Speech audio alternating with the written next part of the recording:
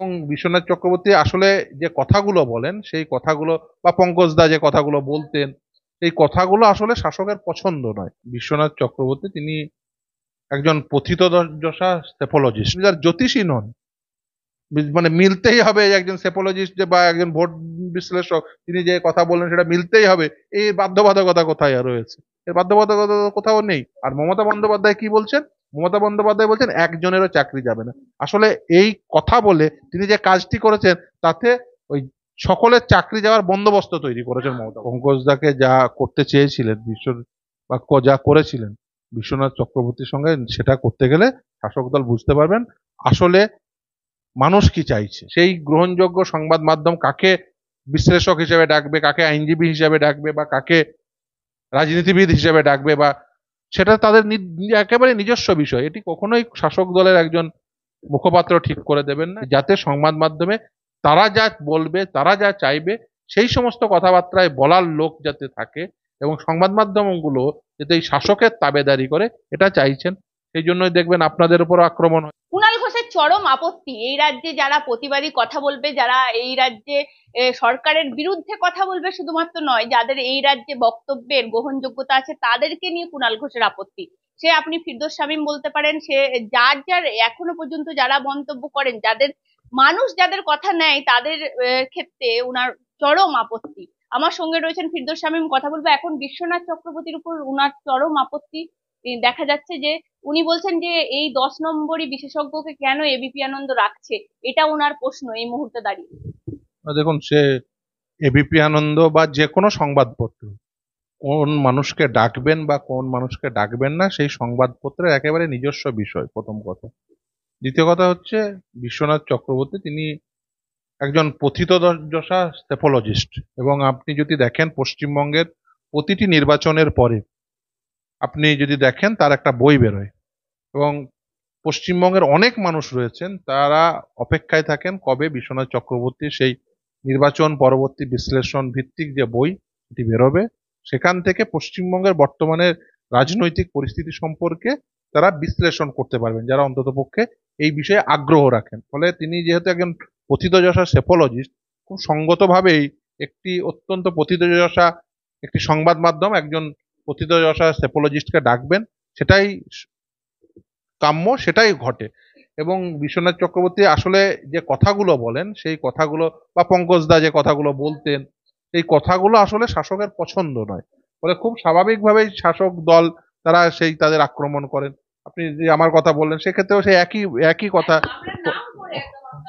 সে তো স্বাভাবিক, সে তো স্বাভাবিক। তার কারণ হচ্ছে, দেখুন, তারা যখন দেখেছেন যে কোনো কিছু করা যায় না তখন তারা এইভাবেই আক্রমণ করেন প্রতিটি মানুষকেই। তারা যখন তাদের মনে হবে তাদের সঙ্গে থাকবে না, আর ওদের সঙ্গে তো কোনো ভদ্র সজ্জন মানুষ, পড়াশোনা জানা মানুষ, যারা মনে করেন যে না, সমাজে একেবারেই এই দুর্নীতি কখনোই প্রিভেল করবে না, দুর্নীতি থাকবে না, দুর্নীতিহীন সমাজ তৈরি হবে, রাজনীতিতে এই ধরনের এই দুর্বৃত্তায়ন থাকবে না, দুর্বৃত্তরা রাজ করবে না, তাদের বিরুদ্ধে শাসক দল বা তাদের যারা অনুগামী বা যারা নেতা তারা কথা বলবেন, এটাই স্বাভাবিক। আর বিশেষ করে যার নাম বললেন, তিনি যে বলছেন যে সংবাদ মাধ্যমে ওই সংবাদ মাধ্যম কাকে নেবে কি কাকে নেবে না, তিনি নিজেও তো সংবাদ মাধ্যমের সঙ্গে যুক্ত। তিনি সংবাদ মাধ্যমের ইন্টারনাল যে স্ট্রাকচার সেটা সম্পর্কে যথেষ্ট ওয়াকিবহাল। তিনি নিজেও তো একটি সংবাদ মাধ্যমের সঙ্গে যুক্ত।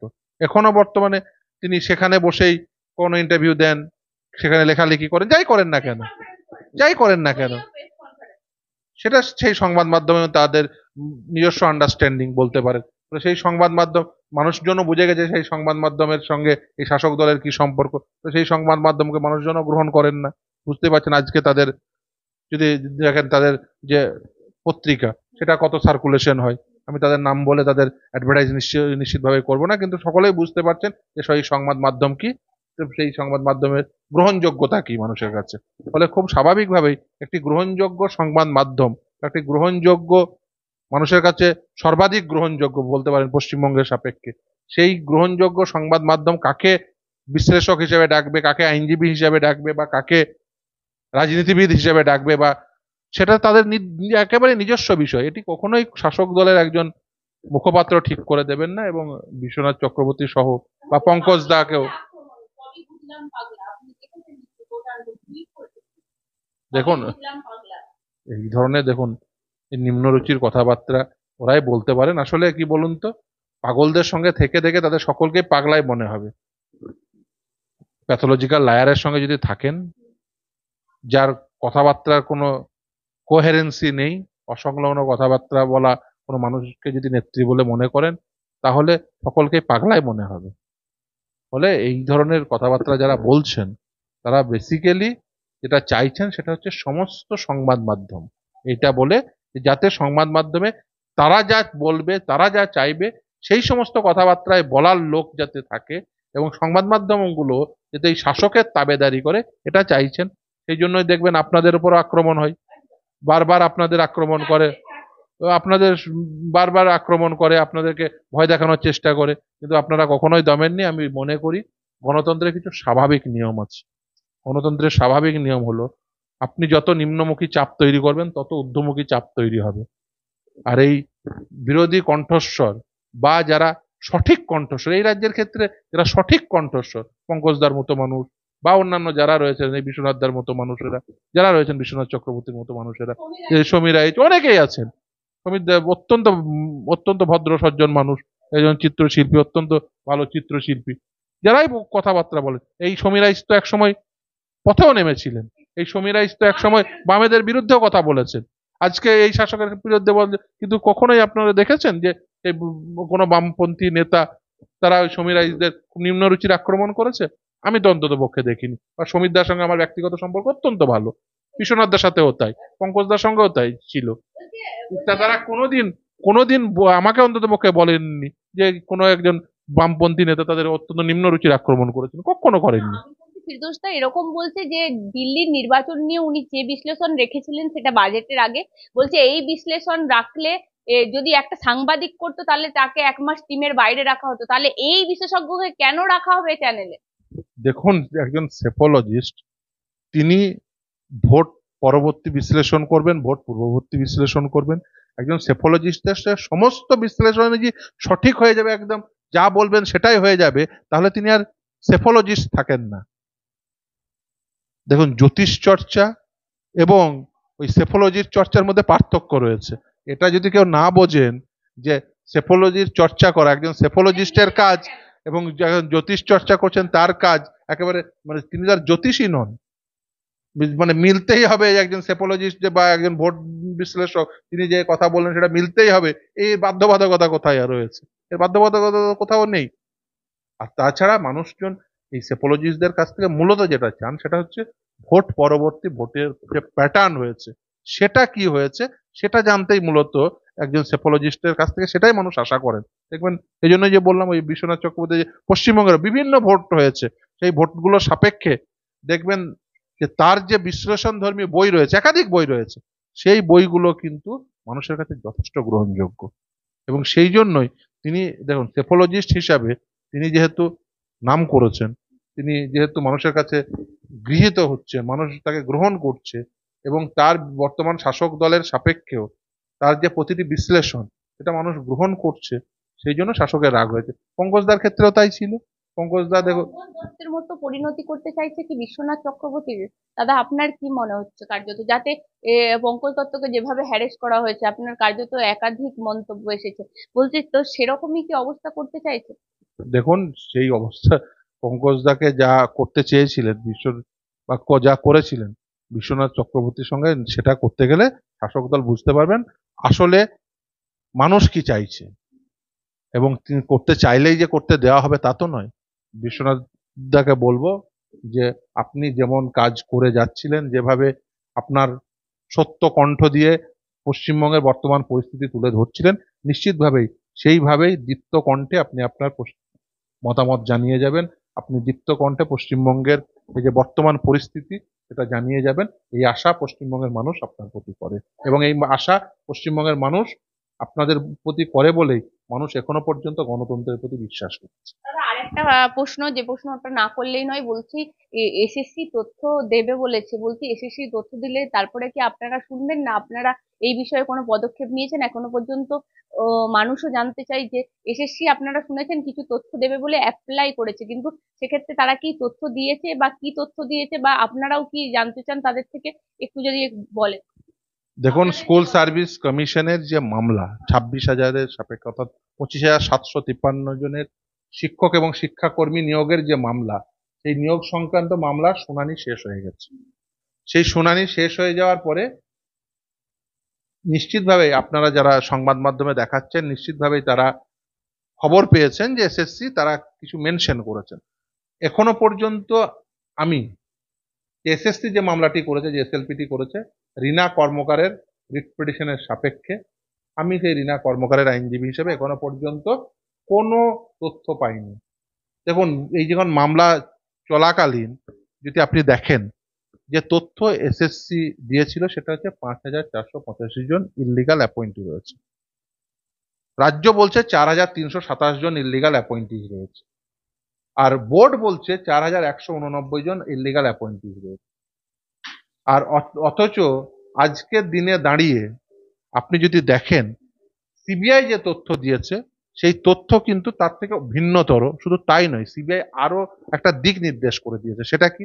সিবিআই বলছে যে ইন্টারভিউ মার্কসও ম্যানিপুলেশন হয়েছে, অ্যাজ ওয়েল অ্যাজ টাইপিং টেস্টের মার্কস ম্যানিপুলেশন হয়েছে। শুধু তাই না, আমরা একটা কথা বলেছিলাম যে এক্সেস ভ্যাকেন্সিতেও অ্যাপয়েন্টমেন্ট হয়েছে, অর্থাৎ যত ডিক্লেয়ার্ড ভ্যাকেন্সি ছিল তার থেকে বেশি লোকজনকে অ্যাপয়েন্টমেন্ট দেওয়া হয়েছে। সেই রেসপেক্টে সিবিআই তাদের রিটেন সাবমিশনে বলেছে ইভেন নেক্সট সিলেকশন প্রসেসে যে ভ্যাকেন্সি ইউজ হতে পারত, সেই ভ্যাকেন্সিতেও এই স্কুল সার্ভিস কমিশনের অফিসিয়ালসরা ব্রাইব নিয়ে, ঘুষ নিয়ে সেখানেও অ্যাপয়েন্টমেন্ট করিয়েছে। অর্থাৎ এক্সেস ভ্যাকেন্সিতে অ্যাপয়েন্টমেন্ট হয়েছে এই বলে রিটেন সাবমিশন জমা দিয়েছে সুপ্রিম কোর্টের সামনে সিবিআই। অথচ এসএসসি বলছে যে না, কোনো এক্সেস অ্যাপয়েন্টমেন্ট হয়নি, ভ্যাকেন্সির বাইরে কোনো অ্যাপয়েন্টমেন্ট হয়নি। তাহলে তারা একদিকে বলবেন যে সিবিআই এর দেওয়া তথ্যের উপর ভিত্তি করে আমরা সমস্ত তথ্য দিচ্ছি, আবার অপরদিকে সিবিআই যে যে ধরনের দুর্নীতি হয়েছে বলে এই ক্লাসিফাই করবেন, সেই সেই হেডে কতজন ইল্লিগালি কতজন অ্যাপয়েন্টেড হয়েছেন সেই তথ্য দেবেন না। তথ্য আসলে চেপে যেতে চাইছেন। তো তথ্যের এই গরমিল করিয়ে তারা যেটা করছেন সেটা হচ্ছে যে আসলে যে প্রকৃত তথ্য না দেওয়ার ফলে আমি মনে করি 26,000-এর মধ্যে নিশ্চিতভাবে যোগ্য চাকরি প্রার্থী রয়েছে, চাকরি প্রাপক রয়েছে, কিন্তু সেই চাকরি প্রাপকের সংখ্যা কত, সেই প্রকৃত তথ্য আপনি কখনোই দেওয়া সম্ভব নয় বা পাওয়া সম্ভব নয় যতক্ষণ পর্যন্ত না স্কুল সার্ভিস কমিশন, বোর্ড এবং সরকার তারা প্রকৃত তথ্য দেবে। এবং শুধু তাই না, তারা ধরা পড়ে যাওয়ার পরে তারা কি করেছে, তারা বেসিক্যালি সুপার নিউমেরিক পোস্ট তৈরি করেছে। সেই সুপার নিউমেরিক পোস্ট কি কাজে ব্যবহৃত হবে? ইললিগাল অ্যাপয়েন্টিদের চাকরি বাঁচানোর কাজে। সেটা এসএসসি এফিডেভিট দিয়ে বলছে। আর মমতা বন্দ্যোপাধ্যায় কি বলছেন? মমতা বন্দ্যোপাধ্যায় বলছেন একজনেরও চাকরি যাবে না। আসলে এই কথা বলে তিনি যে কাজটি করেছেন তাতে ওই সকলের চাকরি যাওয়ার বন্দোবস্ত তৈরি করেছেন মমতা বন্দ্যোপাধ্যায়। এই রীনা কুমারীর মামলায় আপনি রীনা কর্মকার, আপনি আইনজীবী, তাদের এসএসসি তার মামলায় তথ্য দিতে চেয়েছে? না, দেখুন, যদি আপনি যদি এসএসসি এর এসএলপিটি দেখেন, এসএলপিটি হচ্ছে এসএসসি ভার্সেস রীনা কর্মকারের। ফলে যেহেতু আমি রেসপন্ডেন্ট, যদি তারা তথ্যই দেন তাহলে রেসপন্ডেন্টকে তথ্য দিতে হবে, সেটাই স্বাভাবিক। তার কারণ আমাদের তো আইনের যেভাবে শুনানি চলে, শুনানি পর্বে যদি কোনো আপনি ডকুমেন্ট দেন, আদার সাইডকে সেই ডকুমেন্ট দেবেন, এবং আদার সাইডকে সেই ডকুমেন্ট সাপ্লাই করার পরে আদার সাইডও তার অপরচুনিটি পাবে হিয়ারিং এর, অর্থাৎ শুনানি। সেটা যদি না হয় তাহলে ধরতে হবে যে বেসিক্যালি আদালত যে ডকুমেন্টটি দেবেন বলেছেন তাতে খুব একটা বেশি গুরুত্ব আরোপ করছেন না। আর যদি আদালত মনে করেন যে এই ডকুমেন্টের গুরুত্ব রয়েছে, তাহলে নিশ্চিতভাবে আদালত আমাদেরও শুনানির সুযোগ দেবেন। এটাই স্বাভাবিক নিয়ম। দেখুন, আসলে আসলে যদি বলতে চান যে অনেকে তো অনেক স্ট্র্যাটেজি তৈরি করে, হতে পারে, মাইট বি তারা মনে করেছেন যে বর্তমানের যে বেঞ্চ শুনানি হয়েছে তারা সেখানে থেকে একটু সময় প্রলং করতে চাইছেন, করতেই পারেন, সেটা করার সুযোগ খুঁজতে পারেন। কিন্তু আমার মনে হয় তাতে কোনো খুব একটা লাভ হবে না। শুনানি শেষ হয়ে গেছে এবং খুব শীঘ্র রায় হবে বলেই আমার মনে হয়। দেখা যাক কি হয়। নিশ্চিতভাবে আমরা অপেক্ষায় আছি কত তাড়াতাড়ি শীঘ্র সেই রায় হয়, এবং আমি দৃঢ়ভাবে বিশ্বাস করি সেই রায় হলেই পরিষ্কার হয়ে যাবে দুধ কা দুধ পানি কা পানি, এবং কে কি তথ্য দিয়েছে সেগুলো তো সুপ্রিম কোর্টে রেকর্ডেড রয়েছে। স্টেট কি রিটেন সাবমিশনে কি লিখেছে, এসএসসি তার রিটেন সাবমিশনে কি লিখেছে, বোর্ড তার রিটেন সাবমিশনে কি লিখেছে, বোর্ড কি তথ্য আদালতে জমা দিয়েছে, এই সমস্ত তথ্য কিন্তু সুপ্রিম কোর্টে রেকর্ডে আছে। ফলে এটা আমার আপনার মন গড়া কথা হতে পারে না। ফলে আদালতের কাছে যেহেতু রেকর্ড রয়েছে, ফলে মন গড়া কথা অনেকেই বলতে পারেন। মন গড়া কথা বলে আসলে বাজার গরম করা যায়, কিন্তু এসএসসির দেওয়া তথ্য, বোর্ডের দেওয়া তথ্য বা সরকারের দেওয়া তথ্য, যে তথ্য আদালতে জমা রয়েছে, সেগুলো বিকৃত করা যায় না।